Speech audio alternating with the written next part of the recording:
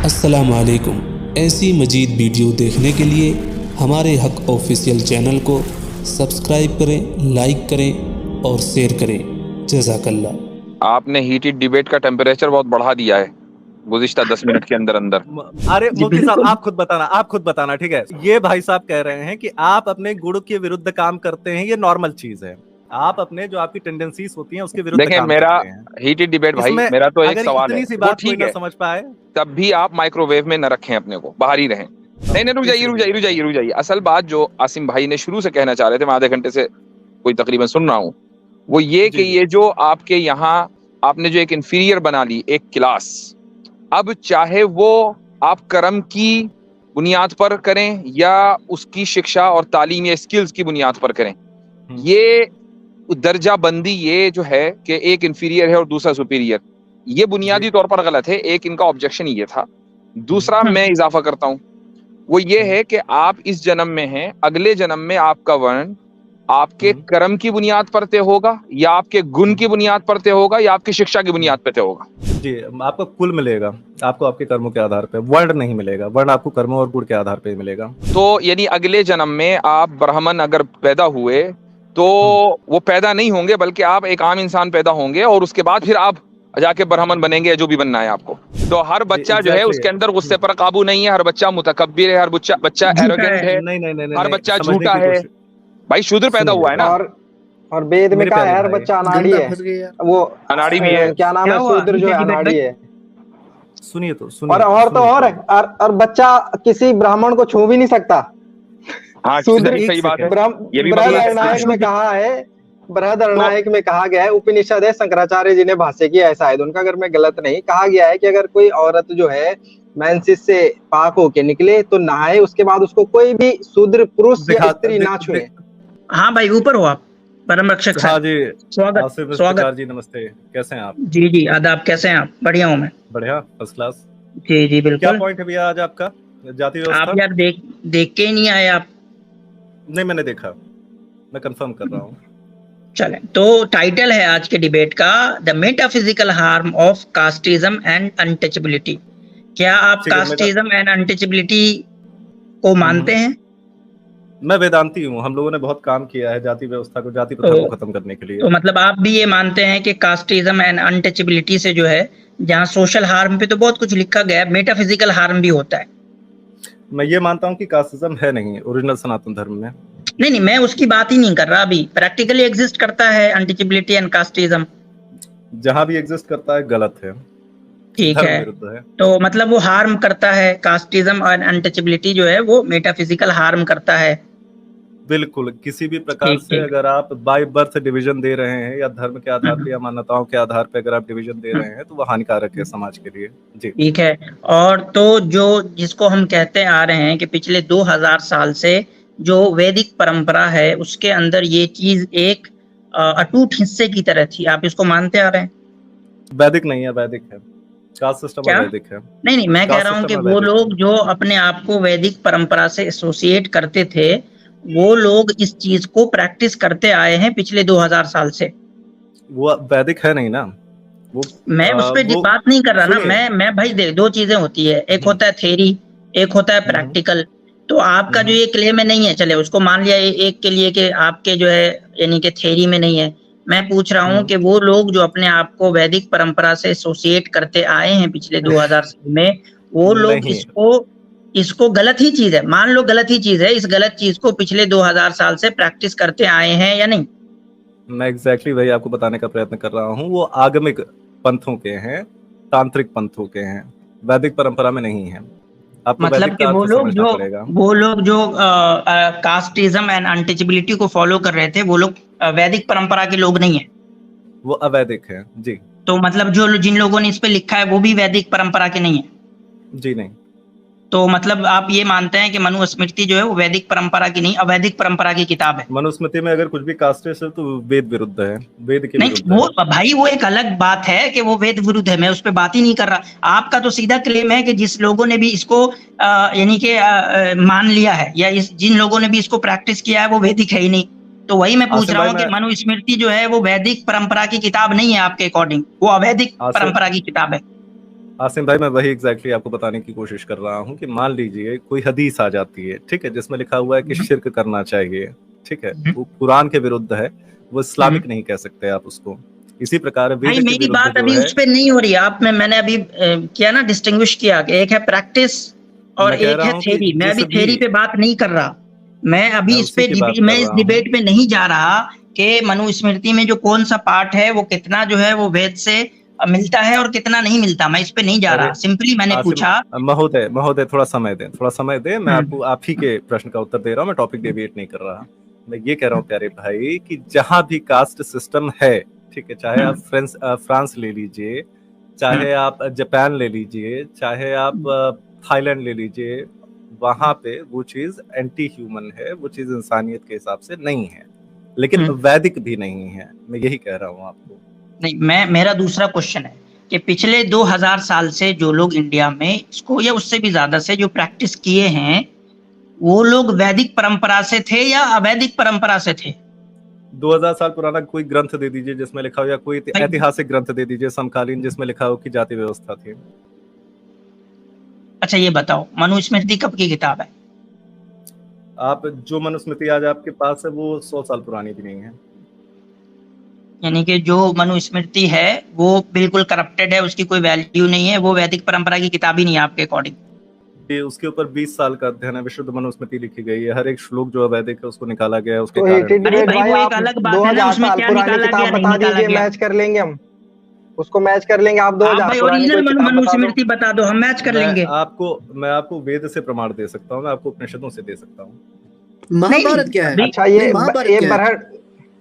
महाभारत, हाँ, इतिहास ग्रंथ है, बताइए। तो उसमें अगर लिखा हो तो महाभारत से आपको रेफरेंस चाहिए? महाभारत आपके पास है इस समय? हाँ, अब अगर उसमें लिखा हो तो वही मैं महाभारत की बात पूछ रहा हूँ, महाभारत है आपके पास इस समय? मैं वही, मेरे पास पूरा रेफरेंस है ना। अगर उसमें लिखा हो कि कास्टिज्म था, ठीक है, एक काम करिए, महाभारत का अनुशासन पर्व का 143वां अध्याय का 35वां श्लोक खोलिए। आवाज कट रही है आपकी आवाज बहुत कट रही है। डिबेट साहब, आपकी आवाज कट रही है। आसिम, अभी आवाज आ रही है मेरी भाई? नहीं, आपकी आवाज कट रही है अभी भी। नहीं, आपने 100 साल पुरानी बोला ना, तो 100 साल पुरानी बोला ना, तो रेडियो वाली आवाज आ गई, जैसे आपने बोला 100 साल पुरानी है। महाभारत से ही बता रहा हूँ, अभी आवाज आ रही है मेरी? हाँ, अब आ रही है। एक सेकंड, मैं आपसे ये कह रहा मैंने आपको एक लिंक शेयर किया है, वो आप इसको इन्हें शेयर कर दें। एक सेकंड जी, आप बाद में शेयर करिएगा, मैं आपको महाभारत से दिखा दे रहा हूँ। क्या आप जी मैं मुझे मेरे लिए नहीं, आपने एक सेकंड ब्रह्माक्षर साहब, आपने अभी बोला ना कि मुझे कोई किताब से दिखा दीजिए कि ये सब सिस्टम था, बोला ना आपने? दिखाइए। मैं दिखा देता हूँ। मतलब आप क्या कह रहे हैं कि ये ब्राह्मणिज्म, शूद्रा, ये सब सिस्टम ही नहीं था? नहीं, दिखाइए, आप अपना रेफरेंस दिखाइए, फिर मैं दिखाता हूँ। एक सेकंड, हाँ, इत्याद भाई जरा इसको ले आए। एक मिनट रुक जाए, एक मिनट, थोड़ा सा हैंग हो रहा है, एक मिनट रुक जाए, मैं बंद कर रहा हूँ।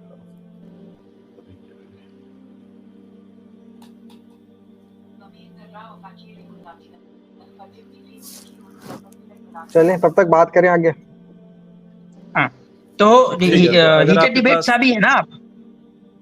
हाँ। अच्छा, तो मेरा क्वेश्चन है कि आप क्या इसको डिनाई करते हैं कि पिछले, यानी कि हिंदुस्तान के अंदर जो है कभी अनटचेबिलिटी या कास्टिज्म जो है वो फॉलो नहीं किया गया, आप इसको नहीं मानते? नहीं, किया गया है। कब से किया गया आपके अकॉर्डिंग? कब स्टार्ट हुआ ये आपके अकॉर्डिंग? कब से ये हो रहा है?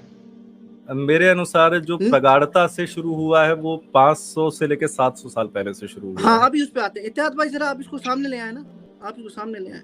ये लीजिए, बर्थ बेस्ड कास्ट सिस्टम का प्रूफ है आपके सामने। बर्थ बेस्ड, ठीक है, बिल्कुल कर्म बेस्ड, बर्थ बेस्ड। पढ़ लें इसको, यहाँ से पढ़ लें जहाँ से ये हाईलाइटेड है।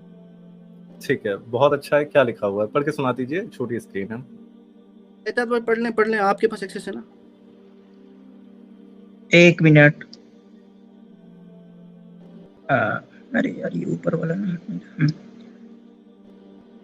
मैं पढ़ के मैंने पढ़ा कर लिया है, मैं पढ़ के सुना दे रहा हूँ, ठीक है। मात्र सवान answered the Brahmana, O best of kings, has sprung from the mouth of Brahmana, and Kshatriya has sprung from his 2 arms, and the Vaishya from his 2 thighs, for waiting upon 3 orders, or O ruler of men, a 4th order, the Shudra, sprung into life, being created from feet of Brahmana. originally created. Thus, the Brahman takes birth on earth as the Lord of all creatures. His duty being the keep of Vedas and other scriptures, then for ruling the earth and wielding the rod of chastisement and protecting all creatures. The second order, the Kshatriya, was created. The Vaishya was created for supporting the two other orders and himself by cultivation and trade. And finally, it was ordained by Brahmana that the Shudra should serve the three orders as a menial. जी ठीक है मेरे प्यारे भाई, नीचे थोड़ा सा नीचे भी थोड़ा सा वो पढ़ लें। जी जी नीचे करें, स्क्रॉल नीचे करें। हाँ, नीचे वाला स्क्रॉल करिए। हाँ, इसके आगे लिखा हुआ थोड़ा है ऊपर, थोड़ा ऊपर। ठीक है। Puranavas said, "Tell me truly, O God of winds, to whom this earth righteously belongs. Does it belong to Brahmana or the Kshatriya?" The God of wind said, "Everything that exists in the universe belongs to Brahmana in a consequence of birth and precedence. Person conversant with morality say this: what Brahmana eats is his own. The place he inhabits is his own. What he gives away is his own. He deserves the veneration of all the other orders.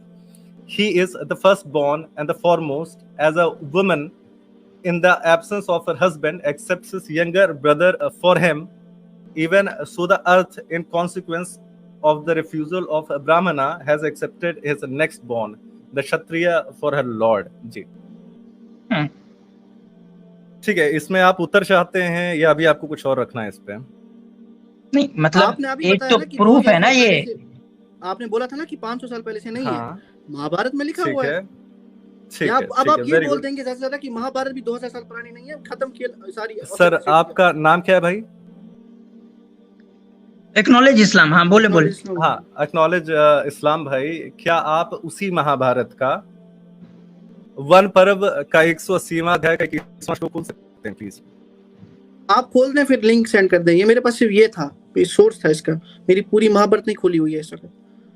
चले तो मैं आपको backdrop दे रहा हूं। तो heated debate साहब, जी जी, तो एक ऐसा टेक्स्ट है हमारे पास जो मनुस्मृति में जो लिखा हुआ है उसको कह ले, अगर मान ले डायरेक्ट नहीं तो इनडायरेक्टली सपोर्ट करता है। ठीक है, अगर ज्यादा आप यही कहेंगे उसका कोई टेक्स्ट का कोई एक्सप्लेनेशन देंगे तो ठीक है, जहां आपका एक एक्सप्लेनेशन हो सकता है उसका आंसर तो ले लें। हाँ लेंगे अभी। तो ज्यादा से ज्यादा मैं बिल्कुल आ रहा हूँ, आपकी तरफ आ रहा हूँ भाई। तो भरम रक्षक साहब, आप एक एक्सप्लेनेशन देंगे जो आपके अकॉर्डिंग होगा, ठीक है कोई नहीं, लेकिन क्या इस टेक्स्ट से जो दूसरा एक्सप्लेनेशन है वो एक्सट्रैक्ट नहीं किया जा सकता? नहीं किया जा सकता। अच्छा चलिए ठीक है, अब अपना एक्सप्लेनेशन दे, आपका क्या है इस पे। ठीक है, धन्यवाद। यहाँ पे ऑर्डर्स की बात की जा रही है। ये जो आपका एक्सप्लेनेशन आ रहा है वो वेद के पुरुष सूक्त से आ रहा है, जिसमें समाज की तुलना एक पुरुष से की गई है और उसमें बताया गया है कि दिमाग, आपके समाज को मार्गदर्शन करने का जो कार्य होता है वो आपकी बुद्धि का होता है, और बुद्धि समान ब्राह्मण है। आपके जो समाज की रक्षा करने का काम होता है, जिस प्रकार से पुरुष की रक्षा उसके हाथ करते हैं, उसी प्रकार से आपके क्षत्रिय हैं। जिस प्रकार से उसका भरण पोषण उदर करता है पुरुष का, उसी प्रकार से वैश्य करते हैं। जिस प्रकार से वो समाज अपने लोगों के शूद्रों के पैरों पे चलता है, वर्कर्स के पैरों पे चलता है, उसी प्रकार समाज को चलाने वाले शूद्र होते हैं। ठीक है मेरे प्यारे भाई, अब आपको समझना पड़ेगा कि ऑर्डर्स का बेसिस क्या है। उस ऑर्डर के बेसिस के लिए मैं आपको उसी के महाभारत के ही, लेकिन इसमें ये चीज अफर्म होती है कि एक बंदा बाय बर्थ बनता है कोई। अरे मैं आपको अफर्म कर दे रहा हूँ ना, मैं महाभारत से ही दिखा दे रहा हूँ आप। हाँ तो वही तो बात होगी। अभी आपने क्लेम किया था कि मुझे किसी पिछली किताब से दिखा दें, दिखा दिया। अरे भाई तो मैं दिखा तो दूं कि ये ऑर्डर कैसे बनता है। आपने बता तो दिया कि जिस हिसाब से पुरुष से तुलना की गई है उसमें फिर जो है किसका क्या रोल होता है। अब मैं बताऊं तो वो ऑर्डर बनता कैसे है। मतलब आप क्या बताना चाहते हैं कि इसमें जो बाय बर्थ बताया है वो गलत है? बाय बर्थ है ही नहीं। आप जो रेफरेंस बनाने का तरीका जो है, कोई नहीं मैं आतिफ भाई, मेरा तो वो सबसे, आज तो मैं सारा डिबेट इसी पे करने बैठा हूँ कि मैं आपके जो हिंदू अपोलॉजिस्ट है उनके डिफिनेशन को मैं ले रहा हूँ, कोई दिक्कत नहीं। आप कहते हैं कि ये सारा सिस्टम जो है वो कर्म बेस्ड है, जाति बेस्ड नहीं है। मैं उस पर ही आज बात करने बैठा हूँ। आज तो मैं उसी पे बात करने बैठा हूँ कि अगर ये कर्म बेस्ड भी हो तब भी ये कैसे हानिकारक है। जी लीजिए, आपका मैं स्क्रीन शेयर कर। आसिम भाई आपने प्रश्न रखा है यार, पूरा उत्तर तो सुन लीजिए। हाँ जो हाँ, ग्रंथ कोई आपने नहीं, कोई बताया है दिक्कत नहीं है, महाभारत, बताएं, दे आप दें अपना हाँ उत्तर। मैं वही ग्रंथ शेयर कर रहा हूँ, उसी ग्रंथ से शेयर कर रहा हूँ कि वो ऑर्डर कर्म पे बनते हैं या जन्म पे बनते हैं। और इस भाई हिसाब से क्योंकि ये हीटेड वेद डिबेट सम्मत साहब, है। लग रहा है आपने असीम भाई एक मिनट सुनिए, प्लीज सुन लीजिए। हाँ। मैं आपको एक बस डिस्क्लेमर दे दूं। शायद आप ये सोच के आए हैं कि मेरा सारा क्रिटिसिज्म जो है ना वो जन्म बेस्ड अरे कास्ट मैं सिस्टम पे समझ गया, मैं समझ गया। ये जो चले हमारे दे। इस्लामिक अवेकनिंग, क्या नाम है इसका, अवेकेंड इस्लाम भाई है हमारे, उन्होंने आक्षेप लगा दिया जन्म बेस, इसलिए हम सिर्फ उसका उत्तर दे रहे हैं। मैं आपका टॉपिक पूर्णतः समझ रहा हूँ मेरे प्यारे भाई, ठीक है। इसमें साफ साफ लिखा है, इसमें एक टेस्ट लिया जा रहा है, धर्मराज का, युधिष्ठिर का टेस्ट लिया जा रहा है। उसमें पूछ रहे हैं कि ब्राह्मण कौन है, ये जो ऑर्डर की बात की जा रही है वो किस आधार पे है। तो उसमें युधिष्ठिर बता रहे हैं कि नागराज, जिसमें सत्य, ट्रूथ, दान मतलब चैरिटी, क्षमा मतलब फॉरगिवनेस, सुशीलता मतलब हम्बलनेस, क्रूरता का अभाव, वो जानते ही होंगे आप, तपस्या और दया से सद्गुण दिखाई देते हैं, वही ब्राह्मण कहा गया है। जिसके अंदर दिखाई देते हैं उसी को कहा गया है, अन्यथा वो ब्राह्मण हो के भी ब्राह्मण नहीं है। उसके हम उदाहरण आपको हजारों दे सकते हैं।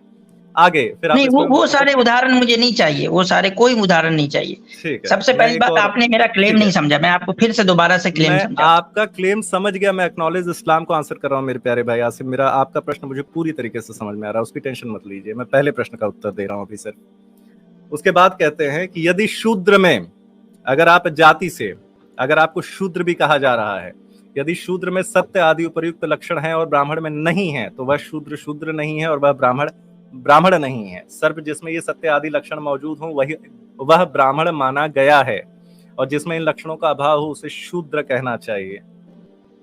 आपको जो हम एक प्रॉपर एग्जांपल स्वामी विवेकानंद का दे सकते हैं, जिनके अब देखिए, मेरा सबसे भाई ये टेक्स्ट अपने आप में प्रॉब्लमेटिक है जी, ठीक है। ये टेक्स्ट असल में यही है। मेरा सारा क्रिटिसिज्म जो है ना, आपने मेरी दलील आगे दे दी है, मेरे आर्गुमेंट, मेरी सारी यही प्रॉब्लम है कि जो कैटेगरी शूद्र की है वो अपने आप में एक इंफीरियर कैटेगरी है, चाहे वो कोई भी हो। एक मिनट अतर भाई, मेरा जो सारा क्लेम है वो यही है, मैं इसको नहीं कह रहा कुछ भी। मेरा सारा क्लेम है कि ये जो वर्ण सिस्टम में जो कैटेगरी बनाया गया वो अपने आप में ही प्रॉब्लमेटिक है। कि यहाँ भी आपने अभी दिखाया ना, टेक्स्ट हटा क्यों दिया आपने भाई? लाए, हटा क्यों रहे टेक्स्ट को? अच्छा, आई एम सो सॉरी, मुझे नहीं पता था, मुझे लगा कि हम लोग जो है दूसरे टॉपिक पे डिस्कस ना, ये टेक्स्ट में तो मेरी बात है सारी, इसी टेक्स्ट में अभी जो दिखा रहे थे आप। ये जो आप डिस्कशन करने जा रहे हैं उस डिस्कशन को मैंने किया है, बहुत इंटरेस्टिंग डिस्कशन है सबके। यही है मेरा सारा आर्गुमेंट तो इसी पे है। मैं तो भाई आपके उस आर्गुमेंट को लेके चल रहा हूँ कि ठीक है, जन्म सिद्ध नहीं है, ये जो है वो कर्म के आधार पे बेस्ड होगा, चले कोई दिक्कत नहीं। लेकिन यहाँ क्या लिखा गया है, देखें कि शूद्र एक ऐसी कैटेगरी बनाई गई है जो कि इंफीरियर है। जी बिल्कुल, जो कि इंफीरियर कैटेगरी है। अब देखें, और इस इंफीरियर कैटेगरी को, इस इंफीरियर कैटेगरी को जोड़ा गया है किस चीज से? बहुत सारे प्रोफेशन से, बहुत सारे प्रोफेशन से जोड़ा गया है इस कैटेगरी को। बिल्कुल जोड़ा तो ये आपको नहीं लगता ये अपने आप में प्रॉब्लमेटिक है कि हम किसी काम को इन्फीरियरिटी या सुपीरियरिटी से जोड़ देते हैं? जो समाज में जो काम हो रहे हैं, क्या आप ये समझते हैं कि समाज के अंदर जो बहुत सारे काम होते हैं, मिसाल के तौर पे गटर साफ होता है, वो एक ऐसा काम है कि उस काम करने वाले इंसान को ही सिर्फ उस काम के बेस पे इन्फीरियरिटी इसमें डाल दिया जाए? झाड़ू लगाने वाले को वो काम ही अपने आप में ऐसा हो गया कि उसको उस काम करने की वजह से जो है वो इन्फीरियरिटी कैटेगरी में डाल दिया जाए। प्रश्न समझ लिया है। देखिए, कोशिश ये करते हैं ना कि ताकि सबके लिए मतलब सुनने में बढ़िया लगे डिबेट, हम लोग अपने पॉइंट को दोबारा रिपीट नहीं करेंगे और हम लोग छोटे से छोटे में रखने का प्रयत्न करेंगे, ठीक है दादा, ताकि सामने वाले को भी लगेगा कि मुफ्ती साहब अवसर दे रहे हैं। मैं ये कह रहा था कि हाँ, हमने आपको बताया है कि गुण और योग्यता के आधार पे। उसके पहले मैं एक डिस्क्लेमर दे देना चाहता हूँ कि जैसा कि मैंने आपको ऑलरेडी बताया कि स्मृति ग्रंथ जो होते हैं वो हमारे लिए प्रथम प्रमाण नहीं होते हैं। तो हाँ, आपको स्मृति ग्रंथों में बहुत जगह ऐसा मिल जाएगा कि जन्म से ही कोई शूद्र है, बिल्कुल मिल जाएगा। हीटेड डिबेट साहब, मेरा जन्म पे मसला ही नहीं है, मेरा तो सारा इस वर्ण सिस्टम पे मसला है जो कि कर्म के आधार पे बेस्ड है। वो वर्ण सिस्टम उसी पे आ रहे हैं आसिम भाई। इंटेलेक्चुअल डिस्कशन है, बहुत प्यारा पॉइंट है, टॉपिक है। मैं ये कह रहा हूँ कि मैं पहले उसको क्लैरिफाई कर देना चाहता हूँ कि बहुत मिल जाएगा, परंतु वेद सम्मत ना होने की वजह से वो इंटरपोलेशन प्रक्षेपण ही माना जाएगा और कुछ नहीं। दूसरी बात कि हाँ देखो आसिम भाई, आपको इस चीज को समझना पड़ेगा कि अगर आपके पास स्पेशलाइजेशन नहीं है किसी चीज की, ठीक है, जैसे क्षत्रिय के लिए क्या काम निर्धारित किए गए हैं, रक्षा करना, है ना। ठीक है। और ब्राह्मण के लिए क्या काम निर्धारित किए गए हैं? ज्ञान देना, धर्म प्रचार करना, है ना। तो मेरे प्यारे भाई, जिसको रक्षा करने के लिए ट्रेन ही नहीं किया गया है, जिसको युद्ध कला सिखाई ही नहीं गई है, जिसके अंदर गुण ही नहीं है, जिसके अंदर वो शिक्षा ही नहीं है, उसको हम अगर सेना में रख लेंगे या बॉर्डर पे भेज देंगे, वो तो ऐसी की तैसी करवा देगा ना आर्मी की। समझ में आ रहा है? जिसके अंदर वो गुण ही नहीं है, एबिलिटी ही नहीं है, उसको हम वो काम क्यों दें? और अगर देते हैं तो समाज का बुरा या उसके लिए हानिकारक नहीं होगा? मसला उसका नहीं है। आप मेरे बेसिक क्वेश्चन को आंसर नहीं कर रहे। मसला इसका नहीं है कि आप स्किल बेस्ड जो है वो लोगों को दे रहे हैं काम, जिसका जो स्किल है वो दे रहे हैं। मेरा सवाल सिर्फ ये है कि उसकी बेस पे आप एक कैटेगरी इन्फीरियरिटी और सुपीरियरिटी की क्रिएट कर रहे हैं। That is problematic. देखिए, प्रॉब्लमेटिक इसलिए नहीं है, जैसे मैं आपको समझाने की कोशिश कर रहा हूं। कैसे नहीं भाई, आप उस स्किल के बेस्ड पे एक ऐसी कैटेगरी बना रहे हैं और ऑब्जेक्टिवली बना रहे हैं, और उसके अंदर एक इन्फीरियरिटी और सुपीरियरिटी का सेंस है। That is problematic. ठीक है मेरे प्यारे भाई, ध्यान से पढ़िएगा। इसका उत्तर जो है इसी श्लोक में है, ध्यान से समझने की कोशिश करिएगा, ठीक है। मैं इसके पहले वाले श्लोक में चला जाता हूँ ताकि आपको बेहतर समझ में आ जाए। इस श्लोक में भी समझ में आ जाता। आप हिंदुस्तान से है ना? हाँ। आप इसको प्लीज पढ़िए एक बार। नागराज, जिसमें सत्य, दान, क्षमा, सुशीलता, क्रूरता का अभाव, क्रूरता का अभाव, अच्छा मिल गया है वो, ठीक है। क्रूरता का अभाव, तपस्या और दया, ये सद्गुण दिखाई देते हैं, वही ब्राह्मण कहा गया है, ठीक है। और जिनमें मतलब दूसरा वाला जो श्लोक हमने पढ़ा था, मसला इसका नहीं है। ये सब मैंने समझ लिया। ये सब बातें हो रही है कि ये जन्म सिद्ध नहीं है बल्कि कर्म है। ये काम करोगे तो ये तुम ब्राह्मण कहलाओगे, तुम शूद्र कहलाओगे। मेरा उस पे है ही नहीं। मेरा सिंपल क्वेश्चन है, एक कैटेगरी बनाने के बाद उस कैटेगरी के ऊपर इन्फीरियरिटी सेंस को लाद देना, दैट इज प्रॉब्लमेटिक। आसिम भाई, आप मेरा पॉइंट नहीं समझे। मैं मूर्ख नहीं हूं कि आपको दोबारा ये पॉइंट पढ़ाऊंगा। आप समझने का प्रयत्न करें कि जिनके अंदर ये गुण है मेरे प्यारे भाई, और जिनके अंदर ये गुण नहीं है, ध्यान से देखिएगा। सत्य जिसके अंदर नहीं है वो झूठ बोलता है, जिसके अंदर दान नहीं है वो अपना धन समेट के रखना चाहता है, जिसके अंदर क्षमा नहीं है वो क्रूर है, जिसके अंदर सुशीलता नहीं है वो घमंडी है।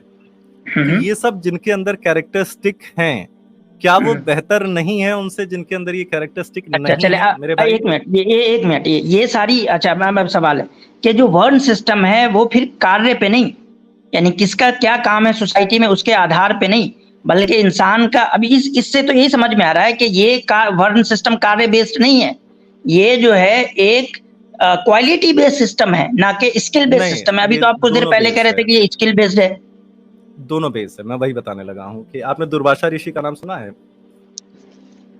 भाई आप तो कह रहे थे कि ये सारे एक्सप्लेनेशंस नहीं चलेंगे ना, फिर तो आपके जब दूसरे ऋषियों के आते हैं एक्सप्लेनेशन जो उल्टे होते हैं तो आप उसको मानने से इनकार कर देते हैं। नहीं, ये सत्य है मेरे प्यारे भाई। ये दुर्वासा नहीं, ये कोई आचार्य नहीं है। मैं आपको एक उदाहरण दे रहा हूँ। मैं किसी का कहा हुआ नहीं बता रहा आपको, मैं कथा बता रहा हूँ रामायण से आपको। मैं किसी का कहा हुआ नहीं बता रहा। आसिम भाई, मेरी आवाज आ रही है? एक दूसरे रामायण में जिसको आप लोग ठीक है डिनाई करते हैं, लेकिन मौजूद है कि श्री राम की तरफ ये एक कहानी मंसूब है कि उन्होंने जो है सिर्फ और सिर्फ इस वजह से कि वो एक निचले जाति का था, उसका जो है वो उन्होंने वध कर दिया, सिर्फ इस वजह से कि वो निचली जाति का होके क्यों उपासना कर रहा था या कुछ उपासना चला। रविंद्रनाथ टैगोर ने 10 साल के अध्ययन के बाद उसे प्रक्षिप्त बताया है, ठीक है। बहरहाल उस पे नहीं जाते हैं, हम आपको कॉन्सेप्ट क्लियर कर दे रहे हैं। जो आपका पुराना प्रश्न था उसको पहले उत्तर कर दिया जाए। देखिए आसिम भाई, ध्यान से समझने की कोशिश करिएगा। पहले गुण, मैं बहुत ध्यान से समझ रहा हूं। मुफ्ती यासिर साहब हैं नीचे। जी आसिम भाई, मुफ्ती यासिर साहब हैं, उनसे पता कर लीजिए अगर आना चाह रहे हैं। अच्छा, ये मुफ्ती आना चाह रहे हो, मैं सबको निकाल दे रहा हूँ। जी आसिम, ध्यान से समझिएगा इस बात को कि गुण को सिर्फ एक ही चीज छोड़ती है वर्ण व्यवस्था में, वो कर्म है। दुर्वासा ऋषि, उनके अंदर ये 2 गुण नहीं थे, सुशीलता नहीं थी उनके अंदर। ये जो अटमोस्ट इंपॉर्टेंट होता है ब्राह्मण कहलाने के लिए, उनके अंदर सुशीलता नहीं थी, क्रोधी थे वो। लेकिन कर्म के आधार पे आजीवन उन्होंने ब्रह्मचारी रहे, उन्होंने जो है शिक्षा दीक्षा का ही कार्य किया। तो कर्म ही एक चीज होती है जो ट्रम्प करती है गुण को, वरना अगर आपके गुण बहुत अच्छे हैं लेकिन काम अच्छा नहीं है तो भी आप ब्राह्मण नहीं हैं, और गुण अगर आपके ये सारे नहीं भी हैं लेकिन कर्म अच्छे हैं तो भी आप ब्राह्मण हैं। जैसे तो मतलब कि सुपरसीड या कर्म कर रहा है ना, क्वालिटी नहीं कर रहा, स्किल कर रहा है ना। नहीं, अगर जब तक कर्म आप कंसिडरेशन में नहीं ले रहे, ना कि आपके अंदर अगर ये नहीं, यानी कि ये सारे गुण हैं लेकिन आपका वो कर्म नहीं है, ब्राह्मण वाला कर्म नहीं है, लेकिन ये सारा गुण यहाँ जो लिखा गया वो है, तो आप ब्राह्मण नहीं है। तो इसके अकॉर्डिंग तो भाई, इसके अकॉर्डिंग तो बस ब्राह्मण का वेद से क्या लेना देना, कोई लेना देना नहीं है। ये सारे गुण पैदा कर ले, हो गया। आप कह रहे हैं नहीं, हम जो है वो दोनों देखेंगे और उसमें स्किल जो है वो सुपरसीड करता है। यानी कि अगर मान लेंगे इसमें से कर्म सुपरसीड करता है, स्किल और गुण कैरेक्टरिस्टिक उसके नीचे होते हैं। जी, कर्म क्या है भाई? अब यहाँ पे ये बताओ, कर्म जो आप लफ्ज यूज कर रहे हो उसका मतलब क्या है? प्रधान कर्म है, जो प्रधान कर्म है वो सुपरसीड करता है। आपका मेन काम क्या है, आपका मेन ऑक्यूपेशन क्या है? मतलब मेन काम वही ना, वेद पढ़ाना। जैसे वेद पढ़ा रहे हो आप, झाड़ू देना सड़क पे, क्या है मेन? वेद पढ़ाना नहीं, बताओ, आप डिफाइन करते चलो एक एक वर्ड को। कर्म से आपका क्या मतलब है? फिर मैं कोई बात बोलूंगा, आप कहेंगे आप समझे नहीं। मैं आपको एग्जैक्टली बता देता हूँ। कर्म का अर्थ ये नहीं है कि आप जो है रेपिस्ट हो सकते हैं लेकिन अगर आप पढ़ाने का काम कर रहे हैं तो आप ब्राह्मण है, ऐसा नहीं है। जैसे एक कथा आती है शंकराचार्य में कि एक चांडाल ने शंकराचार्य की जो है शास्त्रार्थ चल रहा था एक चांडाल के साथ। आपको आपने 3 वर्ड यूज किए हैं, एक कर्म, ठीक है, उसके बाद जो है एक आपने स्किल के लिए क्या वर्ड यूज करेंगे आप इसमें कर्म के अलावा, बताएं। अरे यार, कर्म मतलब कर्म अच्छा होना चाहिए, स्किल आपका हो जाएगा। नहीं, आपने 3 चीजें बताई ना, एक तो गुण हो गया, एक कर्म हो गया और एक स्किल। स्किल के लिए कौन सा वर्ड यूज कर रहे हैं आप? स्किल के लिए शिक्षा यूज कर सकते हैं आप, जो गुरुकुल में आपके गुणों के आधार पर दी जाती है। जी, स्किल का मतलब शिक्षा है यहाँ पे। हाँ, मतलब जो आप अपनी स्पेशलाइजेशन डेवलप कर रहे हैं, कोई इशू नहीं। मैं आप जो बोल रहे हैं अपने अकॉर्डिंग चलिए, आप जहाँ चैलेंज करना चाहते हैं आप वहाँ चैलेंज कर सकते हैं। चलिए ठीक। तो आपने कहा कि 3 चीजें हो गई, एक तो कर्म हो गया इंसान का, एक जो है शिक्षा हो गया इंसान का, और एक जो है गुण हो गया इंसान का, ठीक है। तो अब गोया के 2 नहीं 3 चीजें हो गई। अब कैटेगरी डिसाइड करने के लिए 3 चीजें हो गई। जी बिल्कुल, ठीक है। अभी 2 थी, अब 3 हो गई। चले, ये जो आप शिक्षा वाली बात बता रहे हैं उसका कोई रेफरेंस है क्या? ये जो शिक्षा वाली आप बात बता रहे हैं कि इसके आधार पे जो है वो तय होगा, इसका कोई रेफरेंस है आपके पास या अपनी तरफ से आपने बढ़ा दिया? भाई शिक्षा आपको वेद पाठी तो होना ही चाहिए ना ब्राह्मण कहलाने के लिए गुरुकुल पे, ये तो कॉमन। अरे भाई अब नहीं, अरे भाई जब ये 3 कैटेगरी तो हर के लिए अप्लाई होगा ना, शूद्र के लिए भी 3 चीजें अप्लाई होगी ना। नहीं, 3 चीज सिर्फ ब्राह्मण पे क्यों अप्लाई होगी? शूद्र वो है जिसने ये न जिसके अंदर गुण है, ना शिक्षा है, ना कर्म है। जी, अच्छा। शूद्र की चौथी कोई कैटेगरी नहीं है। अगर आप गुरुकुल गए भी हैं तो आप शूद्र नहीं हैं। गुरुकुल में ही आपको वर्ण मिलता है। अगर आप मान लीजिए मान लीजिए कि आपके अंदर शिक्षा है और कर्म है और गुण नहीं है, एक चीज नहीं है 3 में से, तो फिर आप क्या क्षत्रिय बनेंगे? नहीं, कर्म अगर आपके अच्छे हैं तो फिर भी आपको जो है शूद्र नहीं कहा जाएगा। जैसे नहीं, मैं शूद्र मैंने नहीं कहा ना भाई, मैंने शूद्र कहा, मैंने कहा 3 में से एक का अभाव है। मान लीजिए कि उसके पास कर्म है, उसके पास शिक्षा है, लेकिन उसके पास जो गुण नहीं है, उसको क्या कहेंगे? कर्म अच्छे होने चाहिए जिस प्रकार से कर्म। हाँ भाई, कर्म, उसके कर्म अच्छे हैं, उसके पास शिक्षा भी है, लेकिन उसके पास गुण नहीं है, उसको क्या कहेंगे? गुण के बिना कर्म करोगे कैसे? मुझे ये नहीं समझ में आ रहा भाई। क्यों नहीं कर सकता यार? तो मतलब गुण जो है वो फिर कर्म का पार्ट हो गया। अभी तो आप कह रहे हो वो अलग चीज है। सुनिए, तो मैं आपको एक कॉमन सेंस की बात पूछ रहा हूँ। अगर आप कॉमन सेंस नहीं यार, ये 3 चीजें अलग अलग है, ये एक दूसरे का पार्ट है क्या है? मैं आपको एक छोटी सी बात पूछ रहा हूँ। अगर आप कंफ्यूज कर रहे हो यार आप। नहीं, आप कंफ्यूज हो रहे हैं क्योंकि आप समझ नहीं पा रहे। नहीं, आप कर रहे हैं ना, आप एक तरफ कहते हैं कि ये 3 चीजें हैं, यानी 3 पार्ट है, ये 3 चीजें देखी जाएगी। जब मैंने कह दिया कि अच्छा चलो इसमें से एक चीज का अभाव है, तो आप कह रहे हो नहीं ये चीज तो भाई उसके अंदर ही शामिल है। आप कंफ्यूज कर रहे हो ना, आप बताओ। कोई बात नहीं, आप सुनेंगे तब तो समझेंगे ना, कोई इशू नहीं। हो सकता है कि मैंने सही तरीके से शब्दों को ना रखा हो, लेकिन आप सुनेंगे तो समझ जाएंगे, टेंशन मत लीजिए। अगर आपके अंदर दानशीलता का गुण नहीं है तो आप दान का कर्म कैसे करेंगे? मन मार के। अच्छा, आप नहीं कर सकता है, मन मार के कर सकता है आदमी, शर्म में कर सकता है आदमी, समाज के दबाव में कर सकता है आदमी, बहुत सारी चीजें कर सकता है। उस एक बार कर देंगे, 2 बार कर देंगे, लेकिन उस दशा में आपका कर्म श्रेष्ठ माना जाएगा। समझ रहे हैं आप? भाई तो आप ये गुण ना होने के बावजूद भी आदमी वो काम कर सकता है। हाँ, तो कर्म ठीक श्रेष्ठ है, माना जाएगा, वही तो मैं बता रहा हाँ हूँ तो आपको। मान लीजिए अगर आप वही मैं दानशील कह रहा हूँ नहीं ना है कि मान फिर भी, लीजिए किसी हाँ, के अंदर जो है वो ये क्वालिटीज तो नहीं है, ये गुण तो नहीं है, लेकिन वो कर्म कर रहा है, तो सर आप उसको क्या मानेंगे? बहुत ज्यादा हाइपोथेटिकल नहीं हो गया? मतलब ये है कि कोई बहादुर नहीं भाई है लेकिन जरूरी है लड़ ना, के जीत जा रहा आप है। खुद हाइपोथेटिकल बनाने आए हो। आपने जो है क्या क्या चीजों का एकदम बालाए जैसे, ताक रख दिया, ये नहीं मानते वो अरे नहीं मैंने मानते। आपको रेफरेंस चलो दिखाया ठीक है, भाई। आपका वन सिस्टम, आप एक नया वन सिस्टम खड़ा कर रहे हैं, हम उस पर ही नहीं, बात कर लेते हैं, सुनिए कोई तो, दिक्कत नहीं है। सुनिए तो, मतलब आप ये कहना चाहते ईमानदारी हैं कि से कोई बताओ, बहादुर जीते नहीं जी है वेद लेकिन वो जंग ईमानदारी में से चला बताओ गया। कि आप जो ये 3 कैटेगरी पैदा कर दिए हो, क्या हाँ किसी ने आपसे पहले पैदा किया है? भाई, हजारों लोग यही ईमानदारी कहते से आए बताओ। हैं। अगर मैं आपसे डिमांड कर दूं कि भाई मुझे दिखाओ कि कभी किसी ने जो है वो ये 3 चीजें लिखी हो और इस बेस पे जो है उसने वर्ण को डिसाइड किया हो, आप दिखा अरे पाओगे यार, ये आप 3 चीजें? आसिम इफ्तिकार, आप इंडिया में रहते हो? कहाँ रहते हो आप? भाई मैं यही रहता हूँ, इंडिया में रहता हूँ, आपका पड़ोसी हूँ। गजब है आप। हाँ। अच्छा ठीक है आसिम, समझना, इस चीज को समझने की कोशिश करना, बहुत सिंपल है। देखो, अगर तुम्हारे अंदर अगर आसिम भाई, आपकी एज क्या है पहले ये बताइए? क्या कह रहे हैं? आपकी उम्र क्या है? अरे छोड़ो, मेरी उम्र से क्या लेना देना है। अरे फिर भी बताइए तो, हम आपको तुम कहेंगे, किसी भाई ये पढ़ते सब विद्वान को तो अच्छा थोड़े लगेगा। आप मान लो कि मैं 40 साल का हूँ, घर से हूँ नहीं। ठीक है आसिम जी, फिर समझने का प्रयत्न करिए कि आपके अंदर बहादुरी का गुण नहीं है, लेकिन आप युद्ध में लड़ने का कर्म करने चले जा रहे हैं। ये मूर्खतापूर्ण हाँ। बात नहीं है, हाइपोथेटिकल बात नहीं है ये। जाते हैं लोग, तो भाई उसे लोग बहादुर जाते हैं माना ना। जाएगा। अगर वो युद्ध में जाके शहीद होने को तैयार है तो उसे बहादुर माना जाएगा, उसके अंदर गुण माना जाएगा।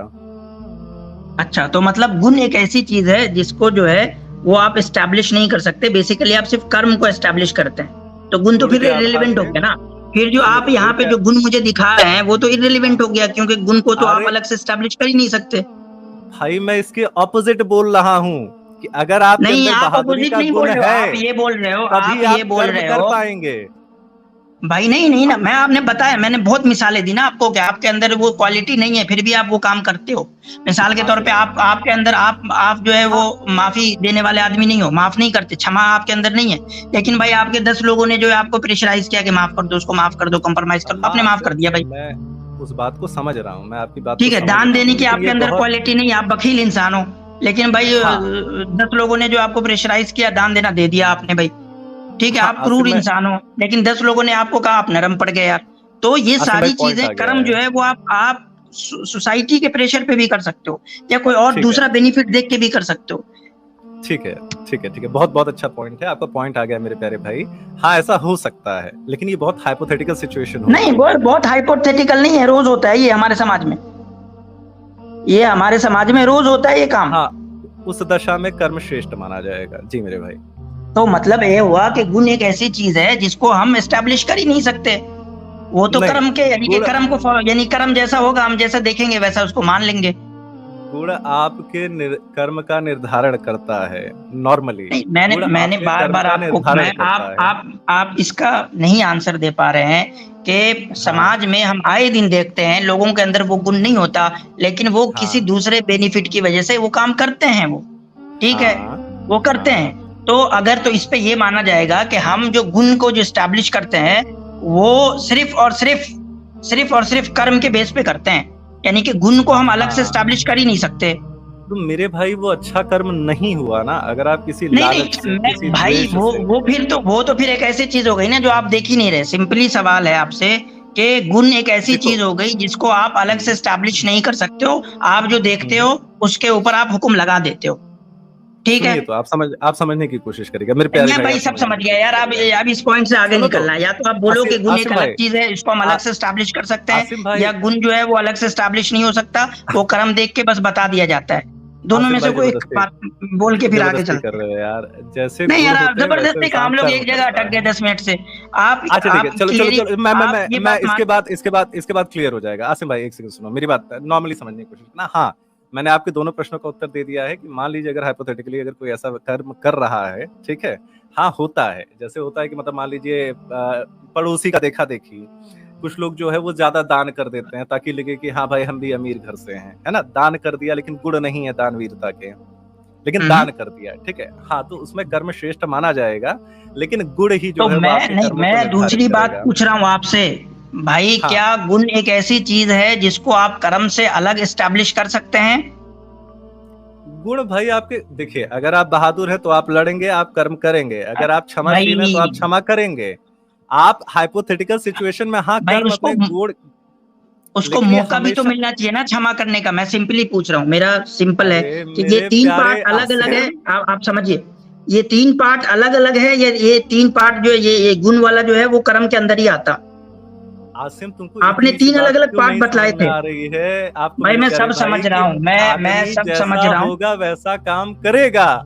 नहीं, हमें दिखता है कि आदमी डिबेट जैसा है वैसा काम नहीं करता है। हाइपोक्रेसी भी तो कुछ होती है, हाइपोक्रेसी की भी तो सीमा होती है ना भाई।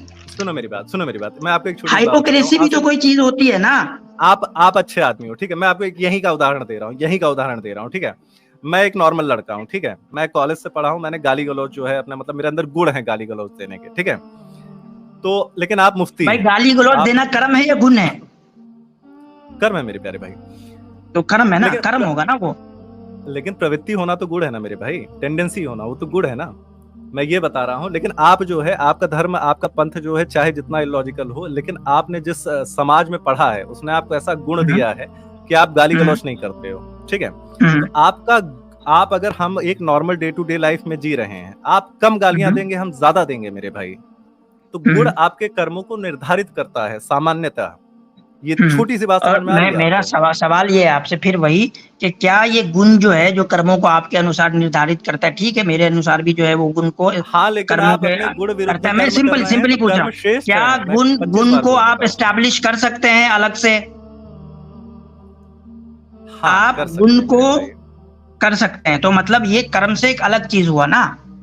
अरे सामान्यतः कर्मों को देख के ही कर सकते हैं भाई, जब दान देगा तभी तो पता चलेगा कि दानवीर है। मैं वही कह रहा हूँ कि जब ये इंडिपेंडेंटली कर्म से अलग जब ये एग्जिस्ट करता है और ये इंडिपेंडेंटली जो एग्जिस्ट किया भी, एस्टैब्लिश किया भी जा सकता है, तो फिर आप बार बार क्यों कर्म के अंदर छुप रहे हो? आसिफ मेरे प्यारे भाई, आप क्या मतलब, मैं सीरियसली बता रहा हूँ, आप लोगों में मंतक पढ़ाया जाता है ना मुफ्ती बनते टाइम। भाई आपको इतनी मोटी सी बात समझ नहीं आ रही कि जो चीज इंडिपेंडेंटली एस्टैब्लिश किया जा सकता है। बोल रहा हूँ मैं, दोनों बात बोल रहा हूँ, आप जो कहना चाहते हैं मैं वो बात भी बोल रहा हूँ कि गुण जो है वो आपके कर्मों को निर्धारित करते हैं, लेकिन अगर गुण के विरुद्ध भी कर्म किया जाए तो कर्म श्रेष्ठ है। मैं बोल रहा हूँ तो मतलब वही हो गया ना कि ये जो गुण जो बताया गया वो इररिलेवेंट हो जाता है उस सेंस में, जबकि गुण के विरुद्ध कोई काम। मैं तो उतनी देर से बस यही सुनना चाह रहा हूँ कि आप कह दें कि हाँ, जब इंसान काम करता है। एक मिनट डिबेट साहब, मेरा सारा पॉइंट यहीं से शुरू हुआ था कि मैंने कहा आपको कि जब इंसान अंदर से कैसा भी हो, जाहिर से वो ठीक ठाक काम करने लगे, तो ये जो गुण वाली बात है वो इररिलेवेंट हो जाती है। अरे मतलब सीधा इररिलेवेंट हो जाती है भाई, आदमी बाहर आपके वर्ड्स हैं, ये आपके वर्ड्स हैं। आप क्या बातें कर रहे हैं आप भाई? अरे यार, अभी आपने कहा कि कर्म जो है वो ऊपर प्रोसीड करता है, वो प्रोसीड करता है गुण को, अभी आपने कहा ना, तो इररिलेवेंट हो जाता है ना। इररिलेवेंट भाई यार, तुम सीरियसली गुण के बिना, जैसे मान लो आपने 1-2 बार काम कर दिया, लेकिन आप दानशील नहीं हैं, तो आप अपने डे टू डे लाइफ में दान नहीं करेंगे। जब वो स्पेसिफिक सिचुएशन बनेगी, अरे भाई, तो अभी आपने कहा ना कि तभी आप दान करेंगे, अगर आप गुण विरुद्ध कर रहे हैं तो।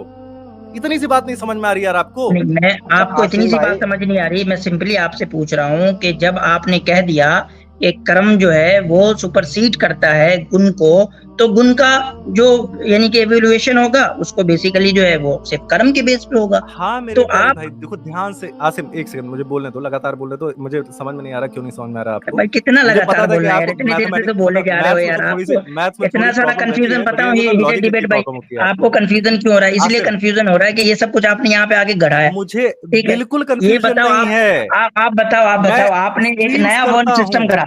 नहीं, मैं बता रहा हूँ, आपने एक नया वर्ण सिस्टम गढ़ा। सामने है गुण व्यवस्था। हाँ, आपने गढ़ा, आपने गढ़ा जनाब। क्या वर्ण महाभारत मैंने गढ़ी है? हाँ, मैं नहीं, ये भारत नहीं है, आपने एक नया वर्ण सिस्टम गढ़ा। कौन सा नया वर्ण सिस्टम? जो 3 चीजों पे आधारित है, गुण पे, शिक्षा पे और क्या कहते हैं, क्या था भाई वो लास्ट कर्म पे। ठीक है, गुण, शिक्षा और कर्म। ये जो शिक्षा वाली बात आपने लाई है बीच में, इसके बेस आप दिखा सकते हैं मुझे? आप मुझे कहीं पे दिखा सकते हैं कि शिक्षा के बेस पे जो है वो गुण आधार शिक्षा गई ऐसी की तैसी में, ठीक है, छोड़ो शिक्षा छोड़ो। क्यों ऐसी की तैसी से कि भाई आपके हिसाब से तो ज्यादा गुस्सा ना करें भाई, गुस्सा ना आपका नाम जरूर है पर ज्यादा आप गर्म ना होए। हीटेड डिबेट जरूर है आपका नाम, लेकिन आप ज्यादा गुस्से में ना आए, थोड़ा हाइपर ना, थोड़ा ठंड रखें। आपने जो पूरे वर्ण सिस्टम की एक नई व्याख्या जो आपने कर दी भाई। गीता में लिखा है चतुर्वर्णम मया शिष्टम गुणकर्म विभागशः, गीता में लिखा है, मैंने नहीं गढ़ा यार। अब क्या लिखा है बताएं, थोड़ा शिक्षा लिखा है वहाँ।